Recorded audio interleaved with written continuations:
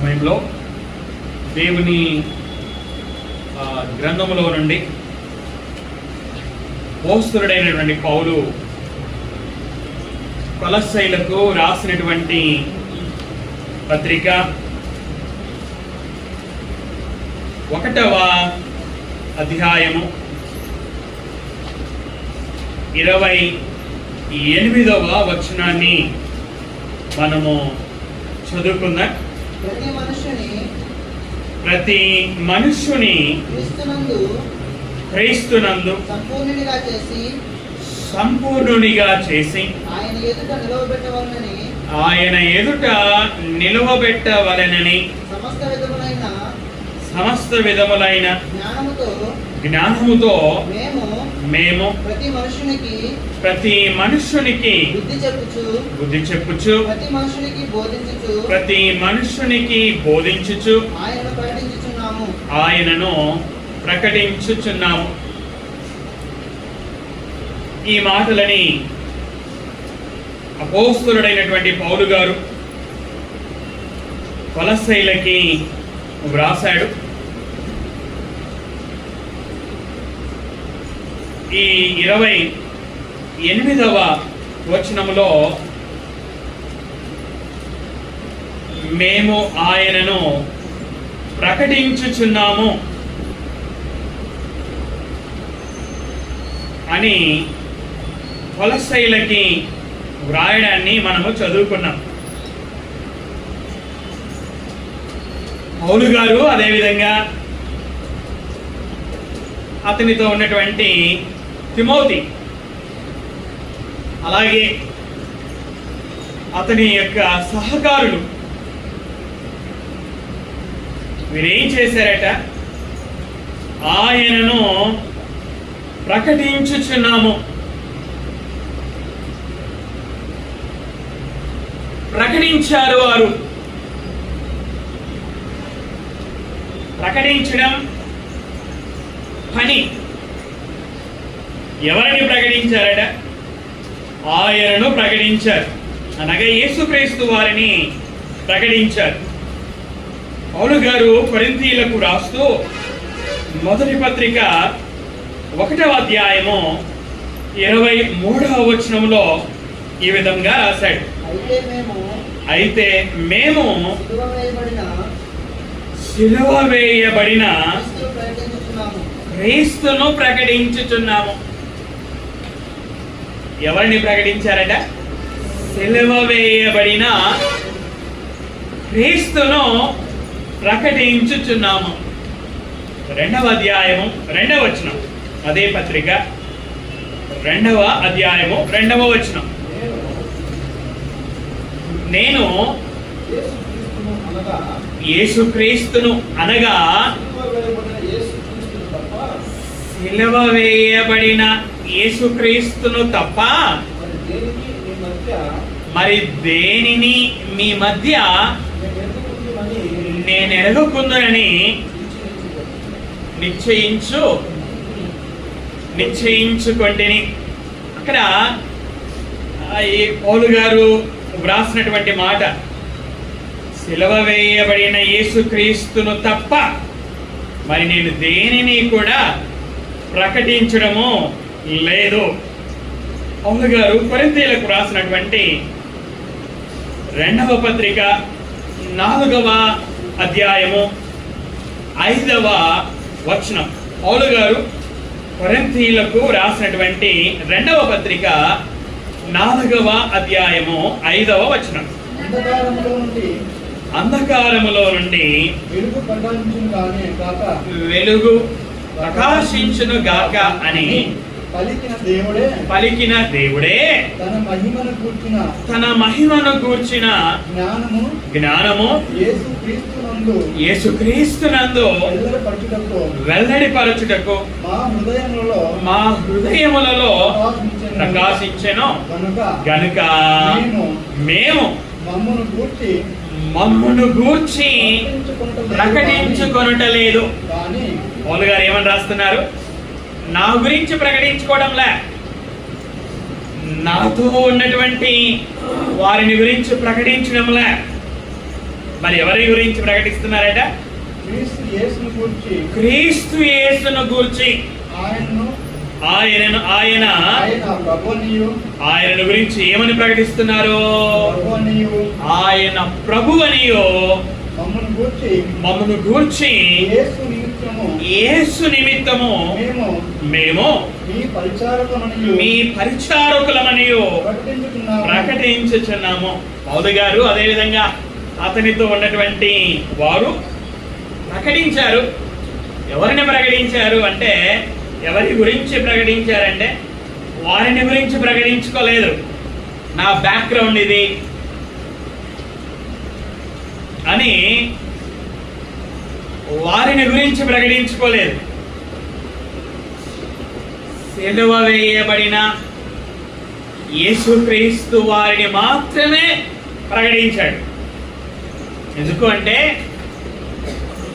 సిలువ వేయబడిన యేసుక్రీస్తును ప్రకటిస్తేనే వినేవారికి రక్షణ కలుగుతుంది అన్నటువంటి విషయము పౌలు గారికి బాగా తెలుసు. యేసుక్రీస్తును గురించినటువంటి సువార్తయే విశ్వసించిన వ్యక్తికి, ఆ సువార్తను ఎవరైతే విశ్వసిస్తారో ఆ విశ్వసించే వ్యక్తికి పాపక్షమాపణ కలగజేస్తుందని, రక్షణ కలుగజేస్తుందని తెలుసు. అందుకే వారిని గురించి వారు ప్రకటించుకోకుండా సిలువ వేయబడిన యేసుక్రీస్తును మాత్రమే ప్రకటించారు. తర్వాత ఇంకా వారు ఏం చేశారట? పౌలు గారు అదేవిధంగా అతనితో ఉన్నటువంటి వారు ఏం చేశారట? మేము ప్రతి మనుషునికి బుద్ధి చెప్పుచు, ప్రతి మనుషునికి బోధించుచు ఆయనను ప్రకటించుచున్నాము. ఈ 28వ వచనములో వీరు చేసినటువంటి 4 పనులున్నాయి. అమ్మ వెంట 8వ వచనంలో 4 పనులున్నాయి. 4 పనులు ఏవి అనగా, 1 ప్రకటించడం, 2వది బుద్ధి చెప్పడం, 3వది బోధించడం, 4వది నిలబెట్టడం. ఎన్ని ఉన్నాయి? 4 ఉన్నాయి. ఏంటి 4? 1 ప్రకటించడం, 2వది బుద్ధి చెప్పడం, 3వది బోధించడం, 4వది నిలవబెట్టడం. వారు ఎవరిని గురించి ప్రకటించారో, ఆయనను ఏమని ప్రకటించారో మనం చూసాం. అలాగే వాళ్ళు చేసిన 2వ పని ఏమిటి అంటే, బుద్ధి చెప్పారు.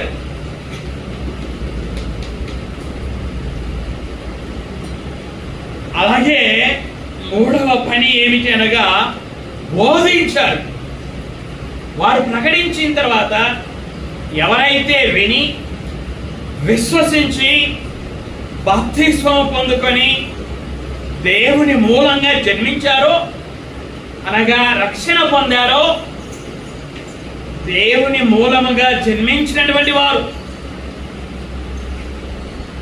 రక్షణ పొందినటువంటి వారు ఆ రక్షణలో ఎదుగులాగున వారు బోధించారు. ఎంతమందికి వాళ్ళు బుద్ధి చెప్పారు, ఎంతమందికి వారు బోధించారు అంటే, ఆ 28వ వచనము చెబుతుంది, ప్రతి మనుష్యుని క్రీస్తునందు సంపూర్ణునిగా చేసి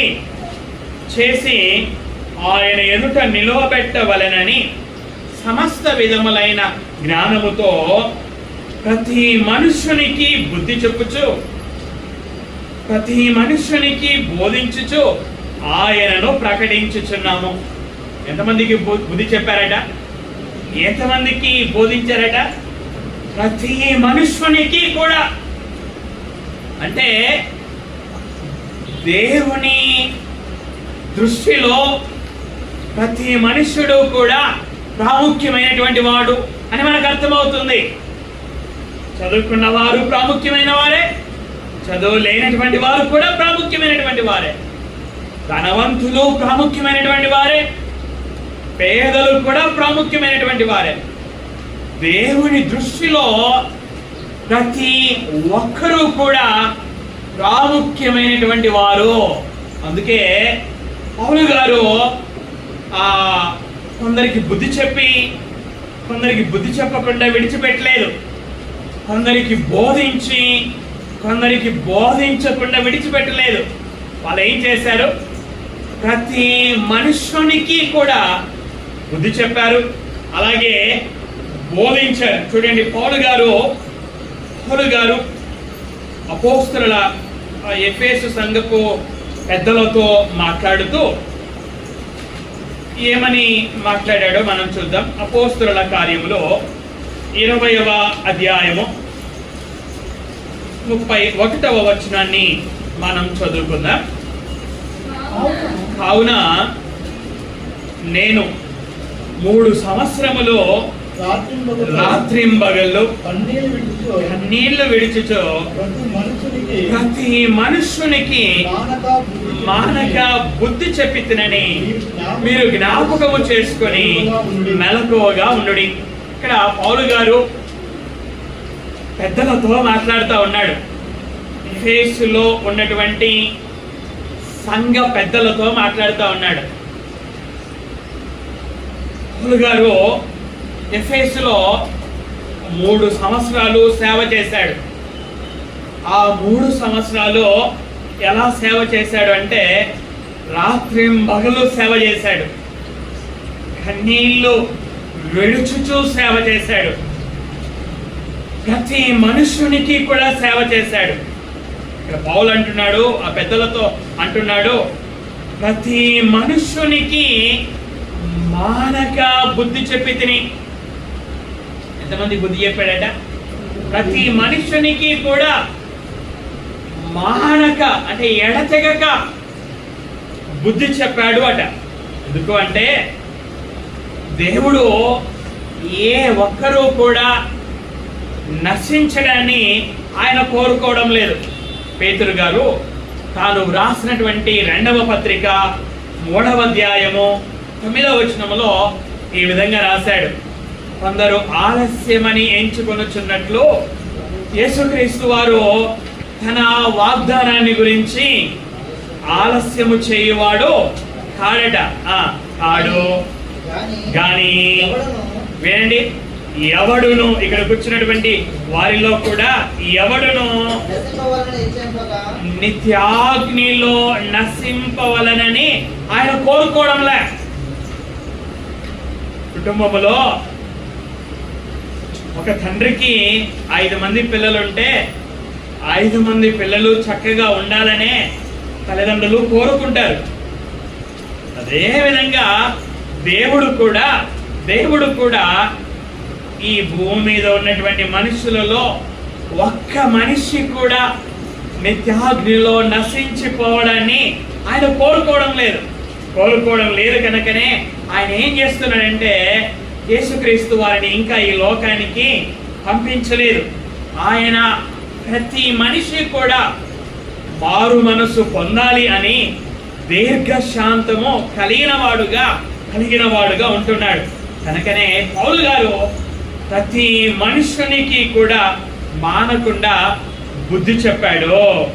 పౌలు గారు కొలస్సీయులకు రాస్తూ మేము ప్రకటిస్తున్నాము, మేము బుద్ధి చెప్పుతూ ఉన్నాము, మేము బోధిస్తా ఉన్నాము. ఎవరెవరికి అనగా ప్రతి మనుషునికి కూడా. ఇవన్నీ వారు ఎలా చేశారట? 28వ వచనాన్ని మనం చదువుకుందాం. ప్రతి మనుష్యుని క్రీస్తునందు సంపూర్ణునిగా చేసి ఆయన ఎదుట నిలవబెట్టవలెనని సమస్త విధములైన జ్ఞానముతో. దేనితో అంట? జ్ఞానముతో. అనగా వీరు జ్ఞానము కలిగినటువంటి వారు.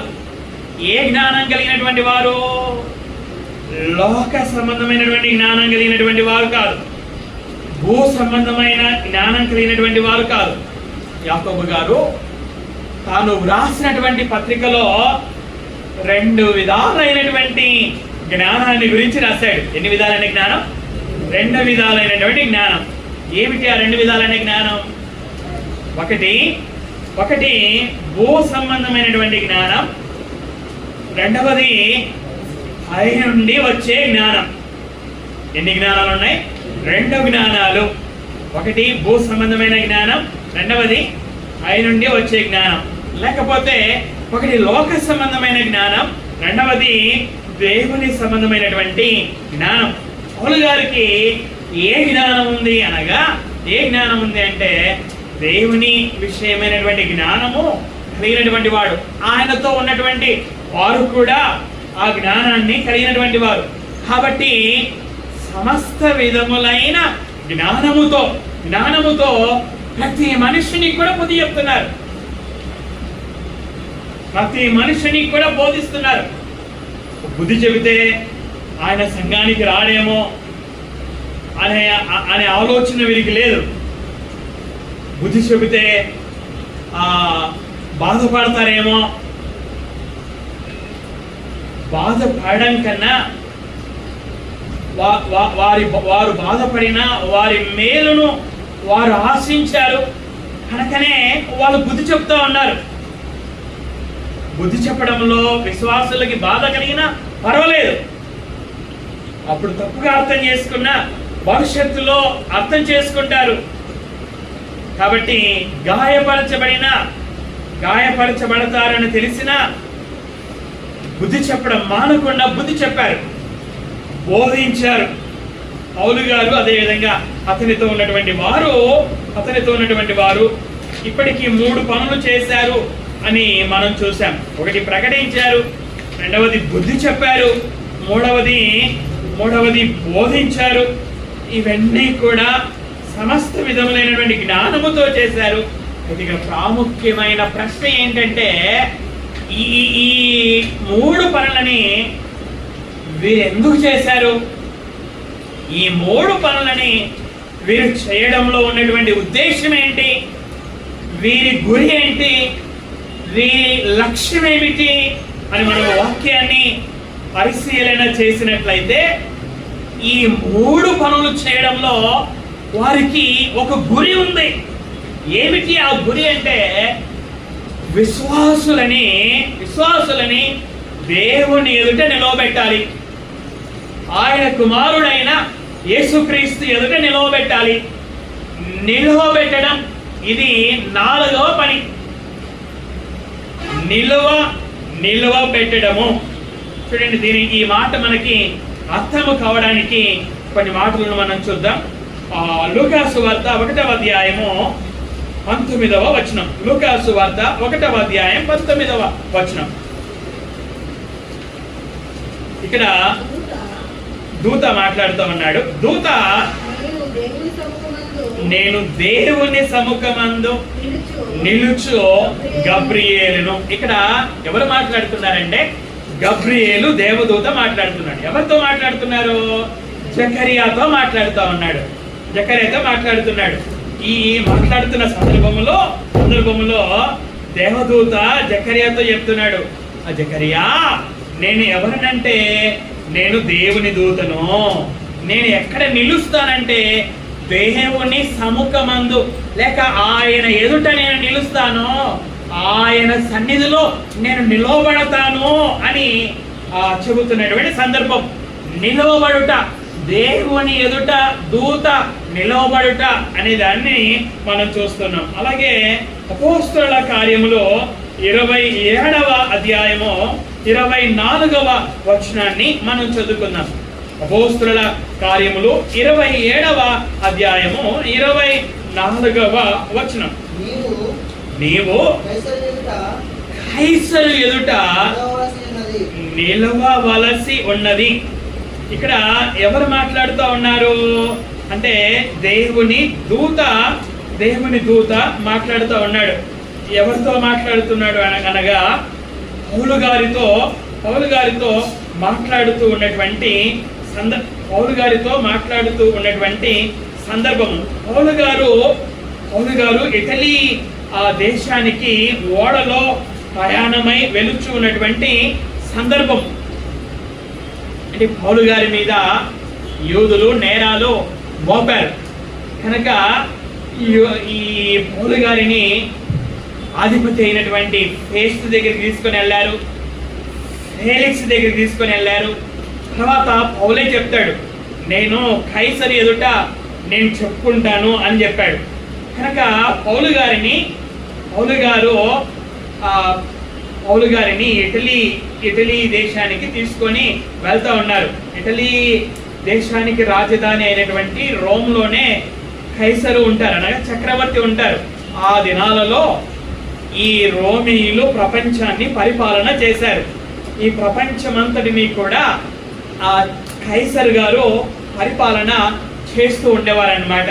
కాబట్టి పౌలు గారు నేను కైసర్ ఎదుట నిలబడతాను, కైసర్ గారు నన్ను విచారణ చేస్తారు అని చెప్పడం ద్వారా పౌలు గారిని అతని దగ్గరికి తీసుకొని పోతా ఉన్నారు.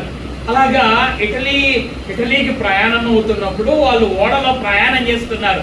ఓడలో ప్రయాణం చేస్తా ఉంటే దూత కనిపించి ఆ దూత పౌలుతో చెబుతున్నటువంటి సందర్భం ఏమిటంటే, పౌలు నువ్వు భయపడవద్దు, ఇదిగో నువ్వు క్షేమంగా ఉంటావు, ఓడలో ఉన్నటువంటి వారందరూ కూడా క్షేమంగా ఉంటావు, నువ్వు ఇటలీ చేరుకుంటావు, ఆ రోమును చేరుకుంటావు, కైసర్ దగ్గరికి వెళ్తావు, నువ్వు కైసరు ఎదుట నిలవబడతావు.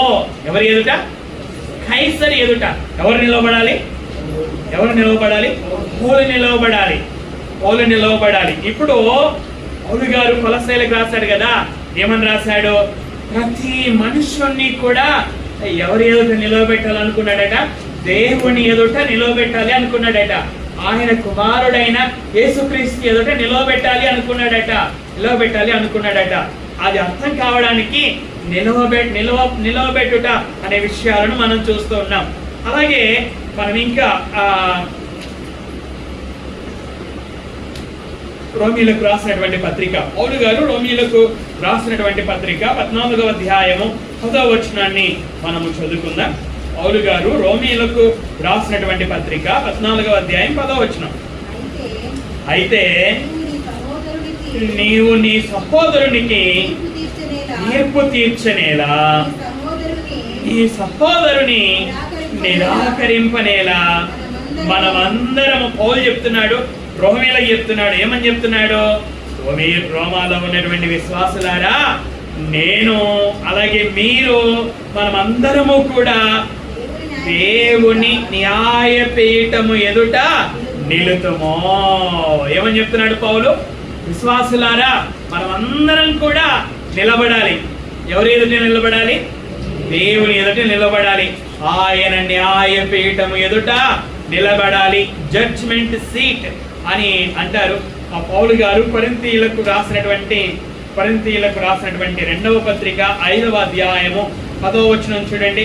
పౌలు గారు కొరింథీయులకు రాసినటువంటి 2వ పత్రిక 5వ అధ్యాయం 10వ వచనం. ఎందుకనగా తాను జరిగించిన క్రియల చొప్పున అవి మంచివైనను సరే, చెడ్డవైనను సరే, దేహముతో జరిగించిన వాటి ఫలమును ప్రతి వాడును పొందినట్లును మనమందరం. ఇక్కడ కూడా ఎవరు రాశారు? ఈ పత్రికను ఎవరు రాశారు?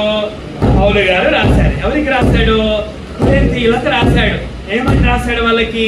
మనమందరము అంటే నేను కూడా, అలాగే మీరు కూడా, మనమందరం కూడా క్రీస్తు న్యాయపీఠము ఎదుట ప్రత్యక్షము కావలెను. అంటే ప్రతి విశ్వాసి కూడా క్రీస్తు న్యాయపీఠము ఎదుట నిలవబడాలి. పౌలు గారు కొరింథీయులకు రాస్తూ ఇదే 11వ అధ్యాయము 2వ వచనంలో ఏం రాశాడంటే విశ్వాసులారా, నేను మిమ్మల్ని ప్రదానం చేశాను.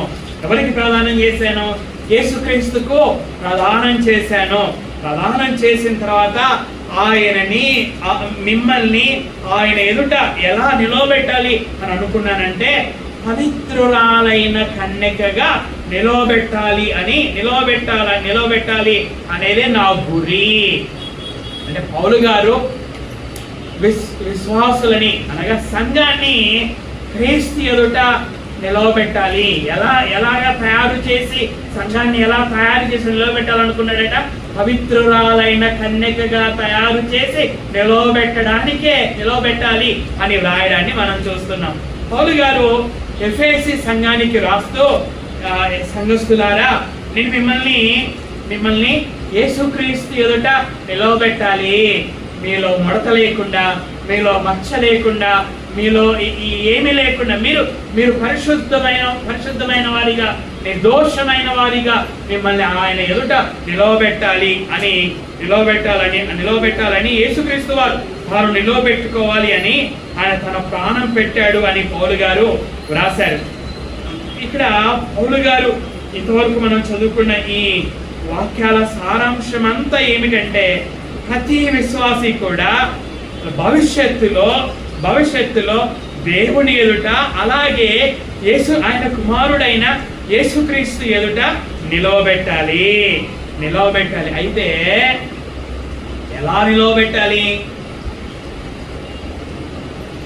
ఎలా నిలవబెట్టాలని అనేది పౌలు యొక్క గురి. ప్రతి విశ్వాసిని కూడా దేవుని ఎదుట, అలాగే ఆయన కుమారుడైన యేసుక్రీస్తు ఎదుట ఏ విధంగా నిలవబెట్టాలనేది గురి అంటే, ఆ కొలస్సీలకు రాసినటువంటి పత్రిక 1వ అధ్యాయము 28వ వచనాన్ని మనం చదువుకుందాం. ప్రతి మనుష్యుని క్రీస్తునందు సంపూర్ణునిగా చేసి ఆయన ఎదుట నిలవబెట్టవలెనని.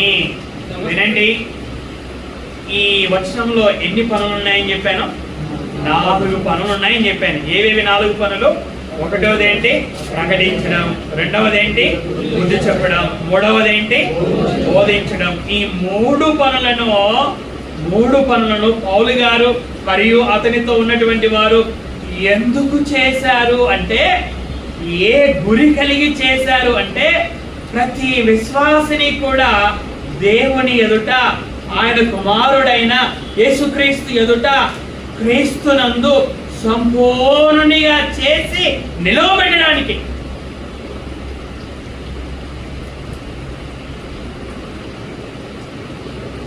ప్రతి విశ్వాసిని ఏ విధంగా చేసి? సంపూర్ణునిగా చేసి. ప్రతి విశ్వాసిని సంపూర్ణునిగా చేయడం కోసం ప్రకటించారు, చేయడం కోసం బుద్ధి చెప్పారు, చేయడం కోసం బోధించారు. వాళ్ళు ప్రతి విశ్వాసి కూడా ఏమవ్వాలి? సంపూర్ణుడు కావాలి, లేక పరిపూర్ణుడు కావాలి. ప్రతి విశ్వాసి పరిపూర్ణుడు కావడం అంటే ఏంటి?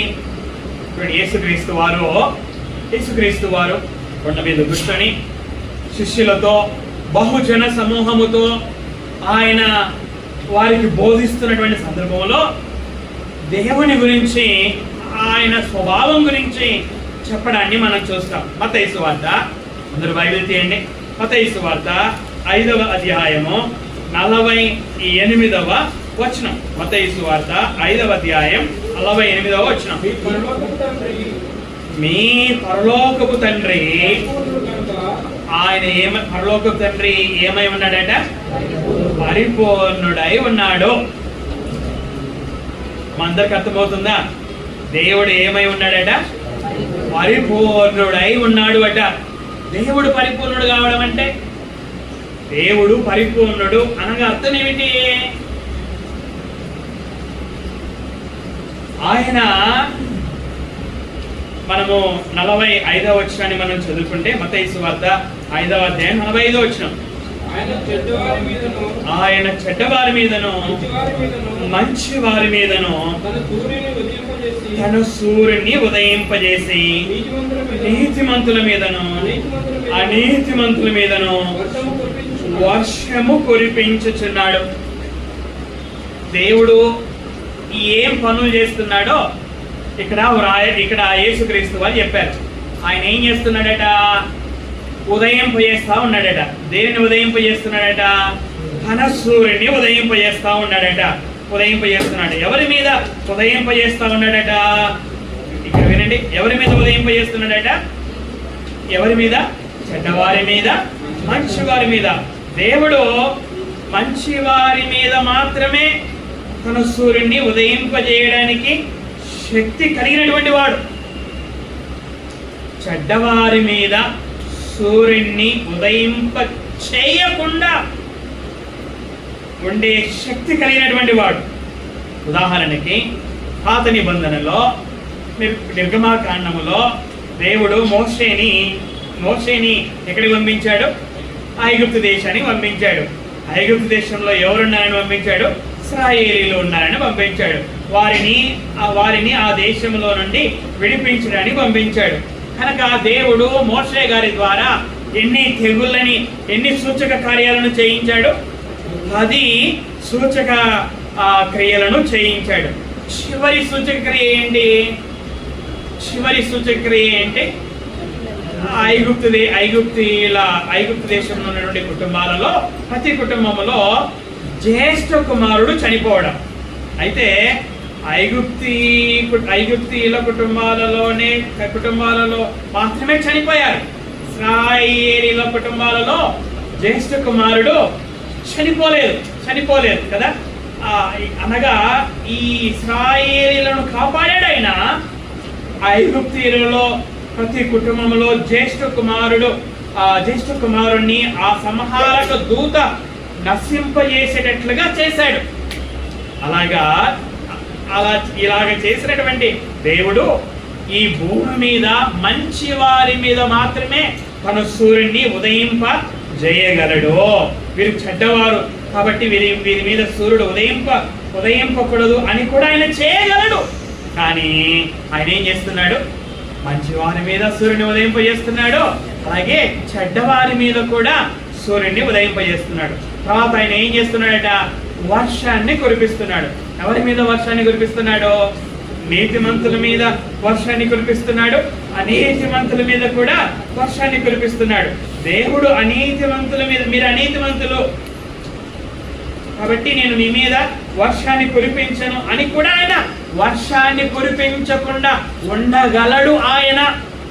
అయితే వారు అనీతిమంతులని ఆయన వర్షమును కురిపించకుండా ఉండడము లేదు. నీతిమంతుల మీద ఏ విధంగా వర్షాన్ని కురిపిస్తున్నాడో అనీతిమంతుల మీద కూడా వర్షాన్ని కురిపిస్తున్నాడు. దేవుడు పరిపూర్ణుడు అంటే ఏంటో నేను చెప్తున్నాను. అలాగే యేసుక్రీస్తు వారు లూకా సువార్తలో 6వ అధ్యాయంలో 35వ వచనంలో యేసుక్రీస్తు వారు మాట్లాడిన ఆ మాటలలో అక్కడ ఏమని రాయబడినాయంటే, దేవుడు ఆయన ఏమై ఉన్నాడు అంటే ఆయన ఉపకారి అయి ఉన్నాడంట. అంటే ఉపకారములు చేయువాడై ఉన్నాడట. ఎవరికి ఆయనకు ఎవరైతే కృతజ్ఞతాస్తుతులు చెల్లిస్తారో వారికి మాత్రమే కాదు, ఆయనకు ఎవరైతే కృతజ్ఞతాస్తుతులు చెల్లించకుండా జీవిస్తున్నాడో వారికి కూడా ఆయన ఉపకారము చేస్తూ ఉన్నాడు అట. అలాగే దుష్టులకి ఇందాక చెడ్డవారి మీద సూర్యుని ఉదయింపజేశాడని జ్ఞాపకం చేశాను కదా. చెడ్డవారి దుష్టులకు కూడా ఉపకారము చేయువాడై ఉన్నాడు అట. మనమైతే ఏం చేస్తాము? మనమైతే చెడ్డవారికి ఉపకారం చేస్తామా? చెయ్యము కదా. అనీతిమంతులకి కృతజ్ఞత లేని వారికి ఉపకారం చేస్తామా? చేయడానికి మనకు మనసు రాదు కదా. కృతజ్ఞత లేనివాడు, కృతజ్ఞత లేని ఆమె ఎన్నిసార్లు ఉపకారం చేసినా జ్ఞాపకం పెట్టుకొని వీరు కృతజ్ఞతనే లేదు వీరికి అని ఆలోచనలు మనకుంటాయి. కానీ దేవుడు ఏం చేస్తున్నాడట? దేవుడు మంచివారి మీద సూర్యుని ఉదయింపజేస్తున్నాడు, చెడ్డవారి మీద కూడా సూర్యుని ఉదయింపజేస్తున్నాడు. నీతిమంతుల మీద వర్షాన్ని కురిపిస్తున్నాడు, అనీతిమంతుల మీద కూడా వర్షాన్ని కురిపిస్తున్నాడు. కృతజ్ఞత లేని వారికి కూడా ఉపకారం చేస్తా ఉన్నాడు. దేవుడు పరిపూర్ణుడు అనగా అర్థం ఇది. దేవుడు పరిపూర్ణుడు. అయితే ఇప్పుడు ఏం చేయాలి? దేవుడు పరిపూర్ణుడు. ఆయన మనల్ని పరిపూర్ణుడైన ఆయన మనల్ని ఏం చేయమని కోరుకుంటున్నాడు? దేవుడు అన్నాడు, నేను పరిశుద్ధుడను కనుక మీరు కూడా పరిశుద్ధులుగా ఉండాలి. ఇప్పుడు నేను పరిపూర్ణుడను కాబట్టి మీరు కూడా ఎలా ఉండాలి? మీరు కూడా పరిపూర్ణులుగా ఉండాలి. దేవుని మూలముగా పుట్టినటువంటి ఆయన పిల్లలలో ఎవరి పోలికలు ఉండాలి? సాతాను పోలికలు ఉండాలా? ఆయన పోలికలు ఉండాలా? దేవుని మూలంగా పుడితే ఆయన పోలికలు ఉండాలా? సాతాను పోలికలు ఉండాలా? దేవుని పోలికలే ఉండాలి కదా. నరసింహ కొడుకుకి ఎవరి పోలికలు ఉండాలి? నరసింహ పోలికలే ఉండాలి కదా. నరసింహన్న కొడుకుకి ఎవరి పోలికలు ఉండాలి? నరసింహన్న పోలికలే ఉండాలి కదా. ఇలాగా మన పిల్లలకి ఎవరి పోలికలు రావాలి? మన పోలికలే రావాలి కదా. మనము అలాగే కాబట్టి ఇక్కడ దేవుని పిల్లలు దేవుని మూలముగా పుట్టినటువంటి వారిలో ఆయన పోలికలు ఉండాలి. పౌలు గారు ఎఫెసీయులకు రాస్తూ 5వ అధ్యాయము 1వ వచనంలో ఎవరిని పోలి నడుచుకోమన్నాడో చూడండి. అక్కడ రాయబడి ఉంది. పౌలు గారు ఎఫెసీయులకు రాసినటువంటి పత్రిక 5వ అధ్యాయము 1వ వచనం. కావున మీరు ప్రియులైన పిల్లల వలె దేవుని పోలి నడుచుకొనుడి. సినిమా హీరోను పోలి నడుచుకోనుడి, హీరోయిన్ పోలి నడుచుకొనుడి, రాజకీయ నాయకుడిని పోలి నడుచుకొనుడి, ఆటగాళ్లను పోలి నడుచుకొనుడి. ఎందుకనగా మీరు వారి వలన పుట్టారు అని రాశాడా? లేదు కదా. ఏమని రాశాడు అక్కడ? ఏమని రాశాడు? మీరు దేవుని మూలంగా పుట్టారు. ఆయన పిల్లలైతే తండ్రి పోలిక ఉండాలి కదా. తండ్రి పోలిక ఉండాలి కదా. మరి తండ్రి ఎలాంటి వాడు? ఆయన పరిపూర్ణుడు. మీరు పిల్లలైనటువంటి మీరు ఎలా ఉండాలి? మీరు కూడా పరిపూర్ణులుగా ఉండాలి కదా. యేసుక్రీస్తు వారు చెప్పిన మాట ఏంటి? మీ పరలోకపు తండ్రి పరిపూర్ణుడు గనక మీరును పరిపూర్ణులుగా ఉండేదరు. పరిపూర్ణులుగా ఉండేదరు. ఇప్పుడు విశ్వాసులు కూడా ఎలా ఉండాలి అట? పరిపూర్ణులుగా ఉండాలి అట. పౌలు 3 పనులని ఎందుకు చేశాడని నేను చెప్పాను. 3 పనులని.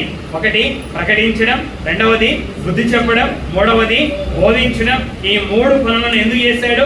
ప్రతి విశ్వాసిని కూడా సంపూర్ణునిగా చేయడానికి, పరిపూర్ణునిగా చేయడానికి చేసి ఏం చేయాలి? దేవుని ఎదుట నిలవబెట్టాలి. ఆయన కుమారుడైన యేసుక్రీస్తు ఎదుట నిలవబెట్టాలి. ప్రతి విశ్వాసిని సంపూర్ణునిగా చేయాలి అంటే మరి ప్రతి విశ్వాసి సంపూర్ణుడు అవ్వడము అనగా అర్థం ఏమిటంటే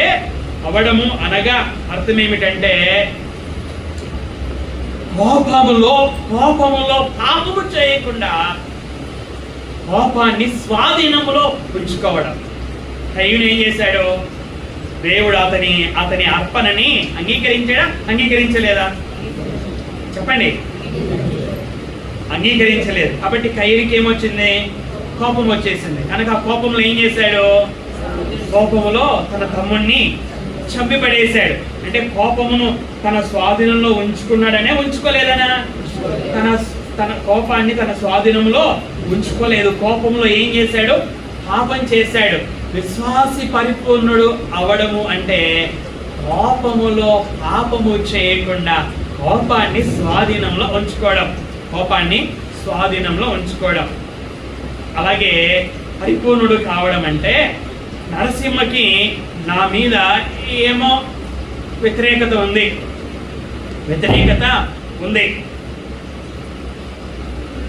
నా మీద విరోధం ఉంది నరసింహకు అని నాకు తెలిసింది.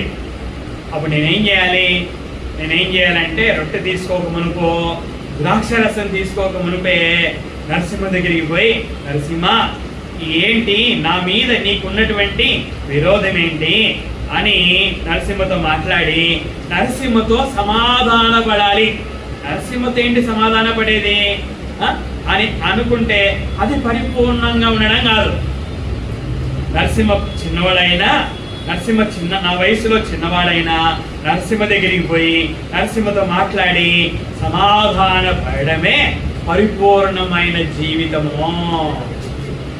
సంఘములో ఎంతో మంది ఆ సహోదరి మనులు ఉన్నారు, ఎంతోమంది పెళ్లి కాని వారు ఉన్నారు, పెళ్లి కాని యవనస్తురాండ్రు ఉన్నారు. వారిని చూసినప్పుడు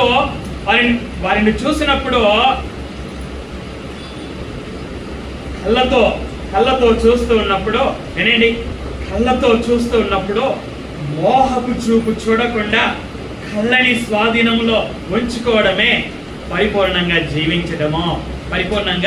జీవించడం. యోగ పుస్తకంలో ఒక మాట ఉంటుంది, కన్యకను నేను చూడకుండానట్లు నా కన్నులతో నిబంధన చేసుకున్నానని. మామూలుగా చూడడం తప్పేమీ కాదు, మోహపు చూపుతో చూడడమే తప్పు, మోహపు చూపుతో చూడడమే వ్యభిచారము అని అన్నాడు యేసుక్రీస్తు వారు. కనుక మోహపు చూపుతో చూడకుండా కన్నులను స్వాధీనములో ఉంచుకోవడమే పరిపూర్ణముగా జీవించడము. భార్యాభర్తలుగా ఆ మరణము వరకు ఒకరిని ఒకరు ఎడబాయకుండా కలిసి జీవించడమే పరిపూర్ణంగా జీవించడము. మరొక పురుషుడు ఎంత అందంగా ఉన్నా, మరొక స్త్రీ ఎంత అందంగా ఉన్నా, ఎంత డబ్బున్నా, ఎన్ని ఆకర్షణలకు భార్యాభర్తలు లోనైనా ఆకర్షణలకు లొంగకుండా భార్యాభర్తలు ఇద్దరు కూడా ఒకరిని ఒకరు ఎడబాయకుండా కలిసి జీవించడము అనేదే పరిపూర్ణంగా జీవించడము అంటే. యేసుక్రీస్తు వారు కొండ మీద కూర్చొని తన శిష్యులతో బహుజన సమూహముతో మాట్లాడుచున్న సందర్భంలో చెప్పినటువంటి మాటలు ఇవి. పౌలు గారు ఎందుకు ప్రకటించారు, ఎందుకు బుద్ధి చెప్పారు, ఎందుకు బోధించారు, ఎందుకు ప్రతి మనిషినికి ఇవి చేశారు, సమస్త విధములైన జ్ఞానముతో ఎందుకు చేశారంటే ప్రతి మనిషిని కూడా క్రీస్తునందు సంపూర్ణనిగా చేయాలి. సంఘములో ప్రతి విశ్వాసిని క్రీస్తునందు సంపూర్ణునిగా చెయ్యాలి అంటే బుద్ధి చెప్పాలి, బోధించాలి. ప్రతి మనుషుని సంపూర్ణునిగా చేసి దేవుని ఎదుట నిలవబెట్టాలి, ఆయన కుమారుడైన క్రీస్తు ఎదుట నిలవబెట్టాలి. అందుకే పౌలు గారు ఆ పనులన్నీ కూడా చేశాడు. యేసుక్రీస్తు వారు ఇంకా మాట్లాడుతూ, దుష్టుని ఎదిరింపక నిన్ను కుడి చెంప మీద కొట్టువాని వైపునకు ఎడమ చెంప కూడా తిప్పుమో. అలాగా ఎవరైతే దుష్టుని ఎదిరింపకుండా కుడి చెంప మీద కొట్టిన వ్యక్తికి ఎడమ చెంపను తిప్పుతారో వారు పరిపూర్ణంగా జీవించడానికి ప్రయత్నము చేస్తున్నటువంటి వారు. యేసుక్రీస్తు వారు అన్నారు, పరలోకములో ఉండేటువంటి అమ్మాయి వింటున్నారమ్మా, పరలోకమందున్నటువంటి మీ తండ్రికి మీరు కుమారులై ఉండునట్లు మీ శత్రువులని ప్రేమించుడి. ఎవరిని ప్రేమించమన్నాడు? శత్రువులను ప్రేమించమన్నాడు. శత్రువుల కోసం దారి కాచి వారిని ముక్కలుగా నరకేయమని చెప్పలేదు. ఏమన్నాడు? శత్రువులని ప్రేమించండి. నీ శత్రువు ఆకలి కొంటే భోజనం పెట్టు, దాహం కొంటే దాహమివో. నువ్వు శత్రువుకి కీడు చేస్తే ఆ కీడు చేత శత్రువును నువ్వు జయించలేవు.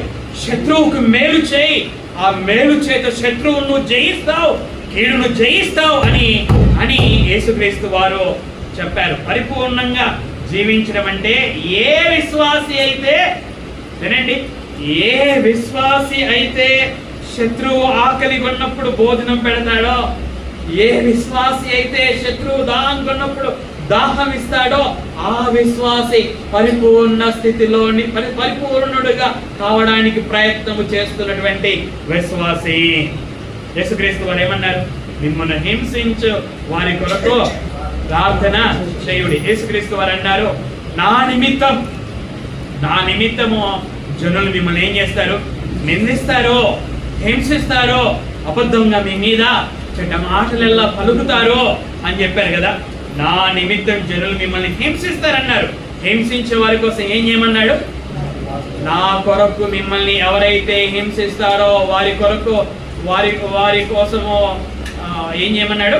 ప్రార్థన చేయమన్నాడు. చెప్పడం చాలా సులువు, చెప్పడం ఎన్నైనా చెప్తారు కదా, మనం అనుకుంటాం కదా. చెప్పడం చాలా సులువు పాస్టర్ గారు, మీరు బోధించడము చాలా సులువు పాస్టర్ గారు. కంఠస్థం చేయడం కూడా చాలా సులువు పాస్టర్ గారు. హింసించు వారి కొరకు ప్రార్థన చేయాలి అని కంఠస్థం చేయడం సులువే, బోధించడం సులువే, ఇతరులకు చెప్పడం సులువే, కానీ పాటించాలి పాస్టర్ గారు కదా అని మనం అంటాం కదా. ఇప్పుడు యేసుక్రీస్తు వారు హింసించే వారి కోసం ప్రార్థన చేయమన్నాడు. మరి ఆయనను హింసిస్తున్నటువంటి వారి కోసం ఆయన ప్రార్థన చేశాడా లేదా? ఆయన కూడా హింసించబడ్డా లేదా? దూషించబడ్డా లేదా? నిందించబడ్డా లేదా? ఏడవబడ్డా లేదా? ముఖ మీద ఉమ్మి వేశారు, అరచేతులతో గుద్దారు కదా, ముళ్ళతో కిరీటం చేసి ఆయన తల మీద పెట్టారు, చేతులలో చీలలు కొట్టారు, కాళ్ళలో చీలలు కొట్టారు కదా, కొడాలతో కొట్టారు, పక్కలో బల్లెంతో పొడిచారు. ఇన్ని చేసినా కూడా ఏమన్నారు? పక్కన ఉన్నటువంటి బందిపోడు దొంగలు కూడా ఆయనను దూషించినటువంటి వారి కోసం ఆయన ఏం చేశాడు? ప్రార్థన చేశాడు కదా. ఇప్పుడు దేవుని ప్రార్థన చేశాడు. యేసుక్రీస్తు శిలువ మీద పలికినటువంటి 7 మాటలలో మొదటి మాట ఏంటి? తండ్రి, వీరేమి చేయుచున్నారో వీరు ఎరుగరు గనక వీరిని క్షమించుడి. ఆయన చెప్పడం బోధించడం మాత్రమే కాదు, చేసి కూడా చూపించాడు. ఆయన మాత్రమే కాదు, స్టెఫెనుని ఏం చేశారు? రాళ్ళు తీసుకొని కొట్టారు. రాళ్ళు తీసుకొని కొడుతూ ఉన్నప్పుడు ఆయన ప్రార్థన చేశాడు. ఏమని ప్రార్థన చేశాడు? ప్రభువా, వీళ్ళు రాళ్ళు తీసుకుని నన్ను కొట్టారు, ఆకాశం నుండి అగ్ని పంపించు, వీరిని నాశనం చేయి అని ప్రార్థన చేయలేదు. ఏమని ప్రార్థన చేశాడు? ప్రభువా, ఈ పాపము వారి మీద మోపకము అని ప్రార్థన చేశాడు. హింసించినటువంటి వారి కోసం స్టెఫెను కూడా ప్రార్థన చేశాడు. కాబట్టి ఏ విశ్వాసి అయితే యేసు నామము నిమిత్తం హింసించబడుచున్నప్పుడు హింసించుచున్నటువంటి వారి కొరకు ప్రార్థన చేస్తారో వారు పరిపూర్ణులుగా ఉండడానికి ప్రయత్నం చేస్తున్నటువంటి వారు. యేసుక్రీస్తు వారు అన్నారు మత్తయి సువార్త 5వ అధ్యాయము మనం చూసుకొని ముగించుకుందాం. మత్తయి సువార్త 5వ అధ్యాయము 48వ వచనం. మత్తయి సువార్త 47వ వచనం, 46. మీరు మిమ్మల్ని ప్రేమించు వారినే ప్రేమించిన ఎడల మీకేమి ఫలము కలుగును? సుంకరులను అలాగు చేయుచున్నారు కదా. ఇప్పుడు మంజు బ్రదర్ నాకు మటన్ బిర్యానీ పంపించాడు అనుకోండి, నేనేం చేస్తాను? వచ్చే ఆదివారం మరలా మంజు బ్రదర్కి మటన్ బిర్యానీ పంపిస్తాను. ఎందుకని? ఆయన నన్ను ప్రేమించి మటన్ బిర్యానీ పంపించాడు. ఆయన నన్ను ప్రేమించాడు కాబట్టి నేను కూడా ఏం చేస్తున్నా? నేను కూడా ఆయనను ప్రేమిస్తున్నా. సుంకర్లు కూడా ఇలా చేస్తారంట. వారిని ఎవరైతే ప్రేమిస్తారో వారిని ప్రేమించే వారిని ప్రేమిస్తారు. అంటే ప్రేమించని వారిని వాళ్ళు ప్రేమించరు. యేసుక్రీస్తు వారు అంటున్నారు, మీరు మిమ్మల్ని ప్రేమించే వారినే ప్రేమిస్తే అది పరిపూర్ణ జీవితం కాదు. మిమ్మల్ని ఎవరైతే ప్రేమించడం లేదో వారిని మీరు ప్రేమించడం అది పరిపూర్ణంగా జీవించడం. మనకు ఎవరైతే మటన్ బిర్యానీ పంపించలేదో, అసలు మన గురించి ఎవరైతే ఆలోచన చేయరో వారికి కూడా మనం సహాయం చేయడమో అది పరిపూర్ణమైనటువంటి జీవితం. ఇప్పుడు దేవుడే మొదట మనల్ని ప్రేమించాడు కదా. మనం ఆయనను మొదట ప్రేమించలేదు. ఎప్పుడు ప్రేమించాడు మనల్ని? మనం పరిశుద్ధులుగా ఉన్నప్పుడు ప్రేమించాడా? పాపులుగా ఉన్నప్పుడు ప్రేమించాడా? పాపులుగా ఉన్నప్పుడు ప్రేమించాడు కదా. ఆయనతో సమాధాన స్థితి కలిగి ఉన్నప్పుడు ప్రేమించాడా? సమాధాన స్థితి లేనప్పుడు ప్రేమించాడా? సమాధాన స్థితి లేనప్పుడే కదా ఆయన ప్రేమించింది. మనం పాపులుగా ఉన్నప్పుడు, మనం శత్రువులుగా ఉన్నప్పుడు ఆయనే మనల్ని ప్రేమించాడు. కనుక మనం పరిపూర్ణంగా జీవించడం అంటే ఎవరైతే మనకు శత్రువులుగా ఉన్నారో, ఎవరైతే పాపులుగా ఉన్నారో, ఎవరైతే మనల్ని ప్రేమించారో వారిని ప్రేమించడం అది పరిపూర్ణులుగా. దేవుడు ఎలా పరిపూర్ణుడో మనం కూడా పరిపూర్ణంగా ఉండడం. చివరిగా ఏమన్నాడు ఆయన? చివరిగా ఏమన్నాడు? మీ సహోదరులకు మాత్రము వందనము చేసిన ఎడల మీరు ఎక్కువ చేయుచున్నదేమి? అన్య జనులను అలాగూ చేయుచున్నారు కదా. గాయత్రి నేను ఇద్దరం బాగున్నాం అనుకోండి, వందనాలు గాయత్రి అంటే వందనాలు సార్ అని చెప్తాను. గాయత్రి నేను బాగా అరిశాను అనుకోండి, అప్పుడు గాయత్రి ఏం చేస్తుంది? నాకు వందనాలు చెప్తుంది, చెప్పదా? సార్ ఆడొస్తున్నాను అనగానే అక్కడి నుంచి అట్లే జంపు, లేకపోతే ముఖం టర్న్ చేసుకుంటాం కదా మనము. మాట్లాడడం లేదనుకోండి, ఒకరొకరు మాట్లాడడం లేదనుకోండి, ఏం చేస్తాం మనం? వందనాలు చెప్పుకుంటామా? చెప్పుకోమా?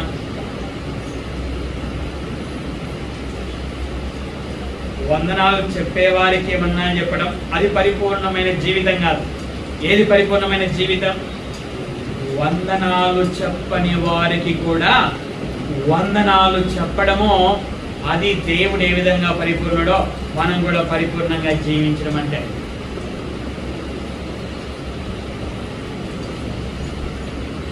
కాబట్టి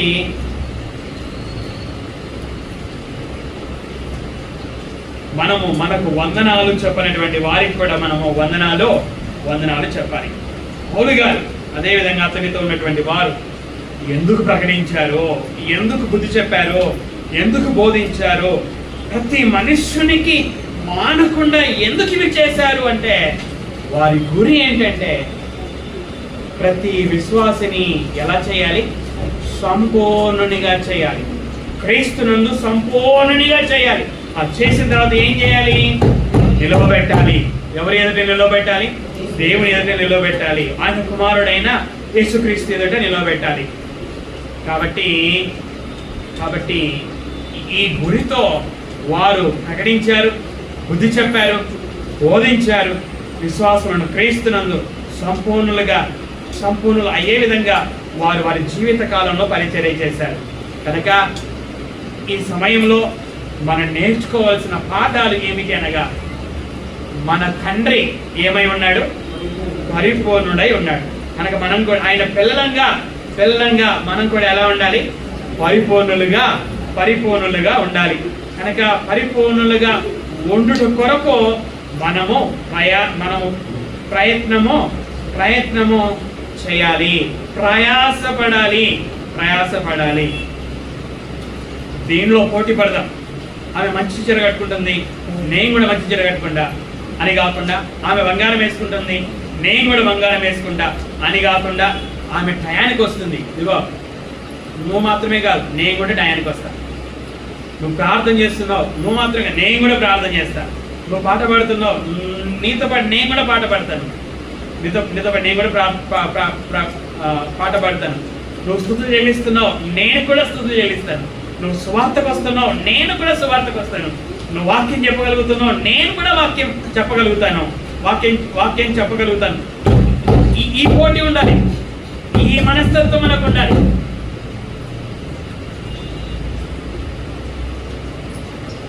కాబట్టి మనం కూడా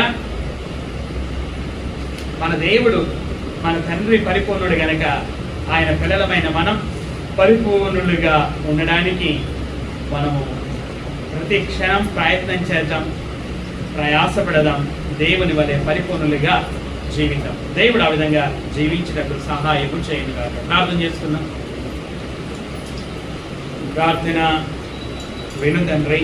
ఇంతవరకు నాయన మీ మాటలు చెప్పడానికి తండ్రి మీరు సహాయమును చేసినందుకై స్తోత్రాలు చెల్లించుచున్నాను దేవ. చెప్పినటువంటి నేను, అదేవిధంగా నైనా వినటువంటి వారు ఆ విధంగా నడుచుకోవడానికి తండ్రి మేము జాగ్రత్త తీసుకున్నట్లో సహాయం చేయమని కుమారుడైన యేసుక్రీస్తు పేరట మిమ్మల్ని అడుగుచున్నాను తండ్రి.